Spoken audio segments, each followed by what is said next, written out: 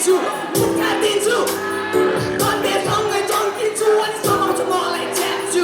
मलाई खान्छु मैले फ्याट फुड मलाई किसानले चौकीमा लगेर हान्छ टाउकै टाउकोमा ड्यामु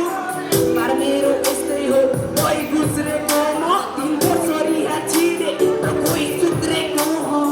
चाहना छ मलाई मेरो परिवार खुसी पार्न तर पनि मलाई मेरो बाउआमाले भुलिरहेछ मलाई खुसी बनाउन आफ्नो आँसु पुछिरहेछ यो सब देख्दा मेरो मन निकै दुखी बाछ कसरी भनौँ म आमा तिम्रो मुख अगाडि बोल्न गाह्रो लाग्छ तिमी पढाउँछु त्यसपछि पारो तान्छ तर खाएको आज जिम्मेवारी सबै मेरो काँधमा छ त्यसरी अब म के गर्ने सोचिरहेछु आजबाट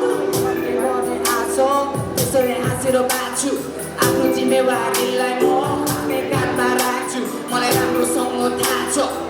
अहिले म कहाँ छु जहाँ भए पनि ए आमा बाउ म सधैँ तिम्रै साथ छु मेरो दिदीले सोध्यो के चल्दैछ तेरो कामकाज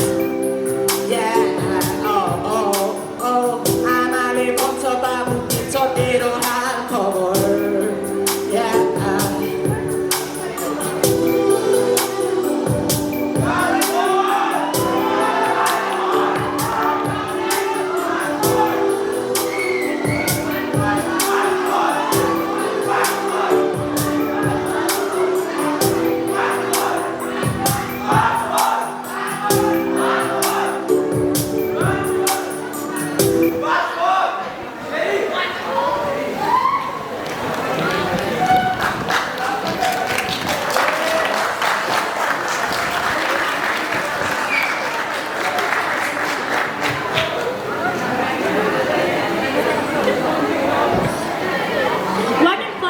Performance. Now, further in detail, let's welcome Sushil from class 12 for his amazing rap.